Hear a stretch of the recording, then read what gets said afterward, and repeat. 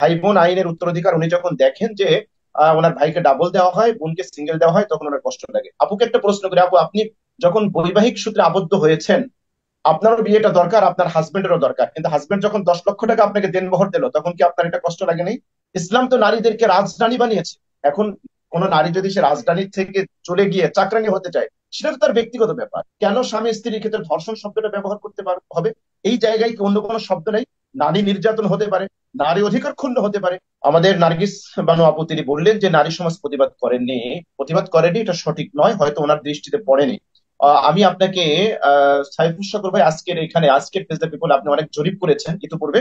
আজকে আপনি একটা জরিপ করেন যে বাংলাদেশের কত পার্সেন্ট নারী এই যে যে নারী কমিশন, সংস্কার কমিশন সুপারিশমালা দিয়েছে এর হুম। পক্ষে আছে, তাহলে আপনি এর ফলাফলটা পেয়ে যাবেন। দ্বিতীয়ত, হ্যাঁ। উনি একটা অধিকারের একটা এক্সাম্পল দিয়েছেন। দেখুন, আপনি একটা মাত্র দিব পাঠ করেছেন, আর দিব আমার নারীর সামগ্রিক। জন্য ভোট দিব সব পুরুষেরা। সমস্যা তো এটা। আচ্ছা, এক্স্যাক্টলি, আমি একটু আমি বলি, আমি একটু এটাই বলি ভাবতেছিলাম। আই ওয়াজ আমি একটু থিংকিং সো। বলি হুম। আমি একটু বলি। তো আমাদের আপু অধিকারের কথা বলেছেন, অধিকারের একটা মাত্র এক্সাম্পল উনি দিয়েছেন। আমরা বলছি সামগ্রিক অধিকার। অধিকারটা কি? অধিকার হচ্ছে আইন ও নীতিশাস্ত্রের একটি গুরুত্বপূর্ণ ধারণা, যেখানে ন্যায় বিচার হচ্ছে মুখ্য বিষয়। ইসলামের যে বড় ন্যায় বিচার পৃথিবীতে কেউ দিতে পারেনি।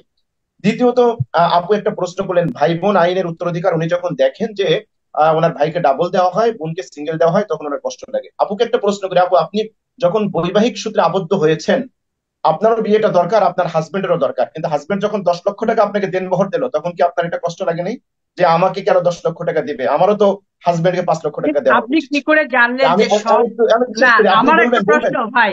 আপনারা তো আমি খুব বলবেন ক্লিয়ারলি বলে দেন, কিন্তু সমাজের কত পার্সেন্ট আমি মহিলার বিয়ে হয়নি?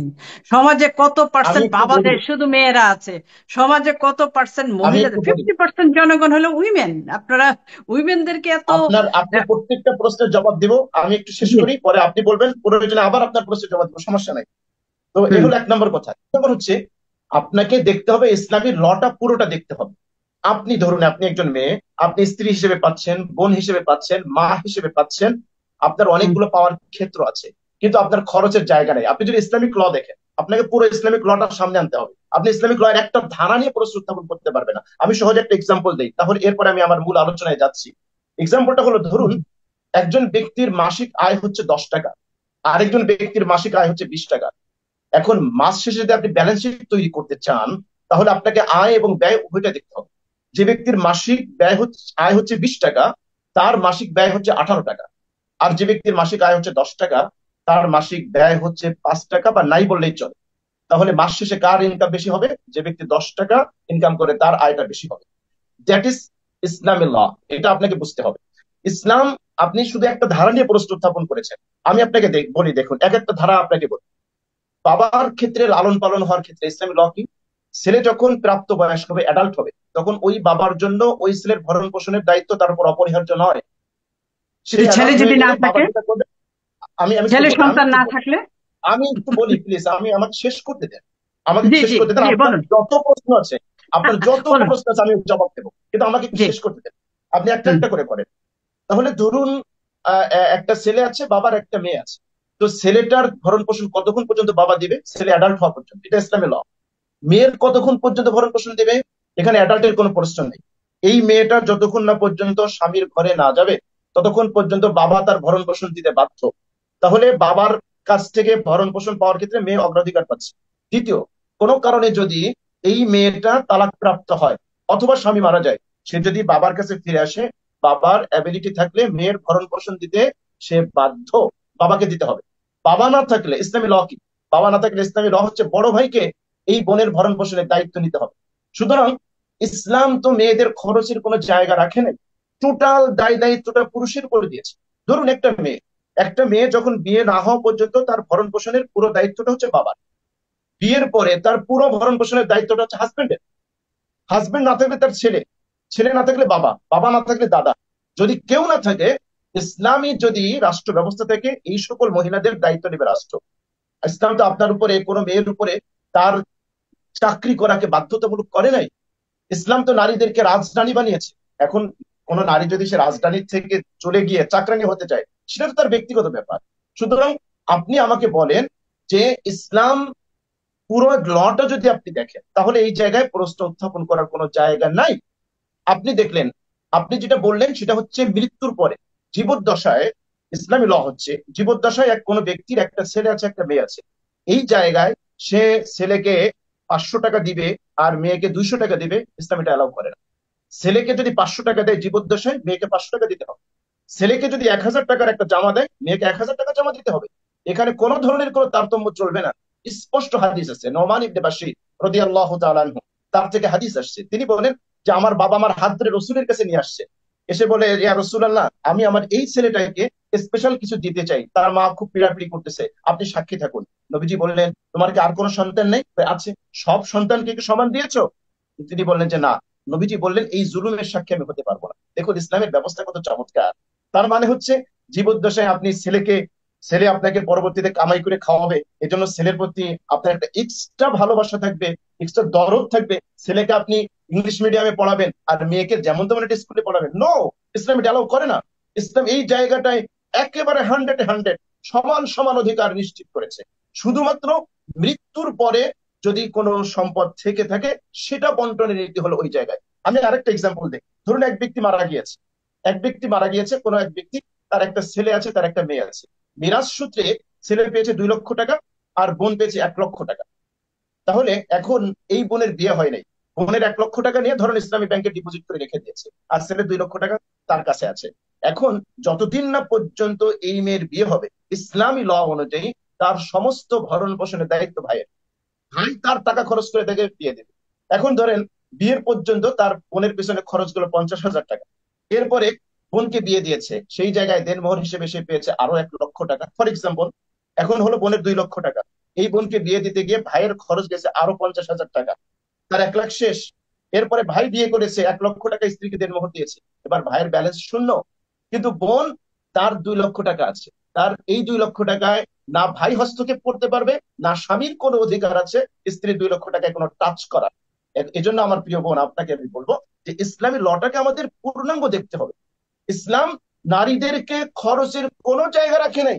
এখন আন্দোলন তো করা উচিত ছিল পুরুষদের, যে কেন ইসলামে নারীদের অধিকার দিল, কারণ নারীদের খরচের কোনো খাত নাই, কোনো জায়গা নাই, কোনো খাতই নাই। এরপরও নারীদেরকে উত্তরাধিকার ইসলাম এজন্য দিয়েছে। আমি বলি, আপনি বলবেন, আপনার যে কোনো প্রশ্ন আমরা জবাব দিতে প্রস্তুত, আলহামদুলিল্লাহ। নারীকে এজন্য অধিকার দিয়েছে যে নারীর যদি কোনো ক্রাইসিস মোমেন্ট দেখা দেয়, তাহলে নারী যেন তার আত্মমর্যাদা নিয়ে বাঁচতে পারে। এজন্য ইসলাম কন্যা হিসেবে তাকে উত্তরাধিকারী দিয়েছে, স্ত্রী হিসেবে দিয়েছে, মা হিসেবে দিয়েছে, দাদি হিসেবে দিয়েছে। এবার যদি আপনার কোনো প্রশ্ন থাকে, আপনি এটা বলতে পারেন। আমি আরেকটা জায়গায় একটু টাচ করতে চাই। আপনি ধর্ষণের কথা বললেন, কেন স্বামী স্ত্রীর ক্ষেত্রে ধর্ষণ শব্দটা ব্যবহার করতে হবে?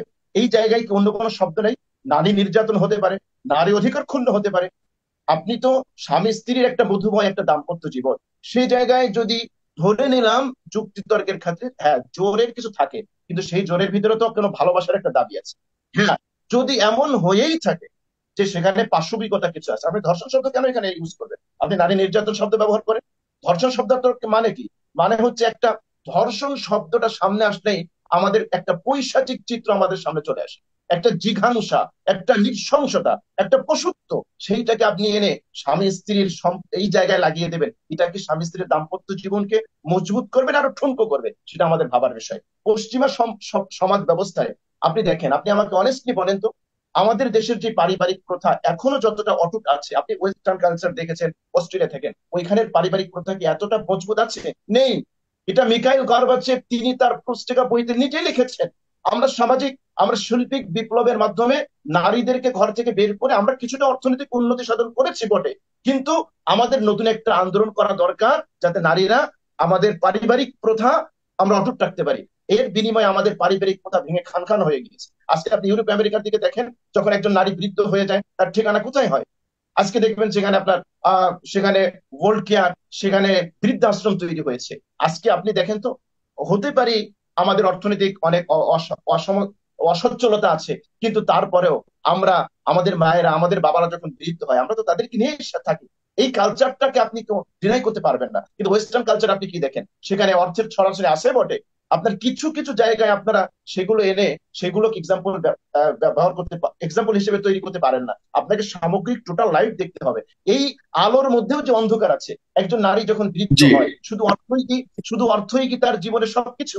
শুধু অর্থই কি তার জীবনে সবকিছু আনতে পারে? সাগর ভাই, আপনার মনে আছে আমাদের ধানমন্ডিতে নায়ক রিয়াজের বাবা যখন পিস্তল নিয়ে লাইভে এসে আত্মহত্যা করে, আপনার মনে আছে মনে হয়, তিনি যে কথাটা বলেছিলেন যে একজন পুরুষ তার জীবনে যা কামাই করে তার 10% নিজের জন্য করে না, তিনি তার 90% পরিবারের জন্য করে। কিন্তু তিনি আত্মহত্যা কেন করলেন? তার তো অনেক সামাজিক স্ট্যাটাস ছিল, বাড়ি ছিল, অর্থ ছিল, তার জীবনে একটা নিঃসঙ্গতা ছিল, তাকে সঙ্গ দেওয়ার মতো কেউ ছিল না। মেয়ে বিদেশে, ছেলে আহ ছেলে ছেলের মতো, মেয়ে মেয়ের মতো, তাকে সঙ্গ দেবে এটা ছিল না।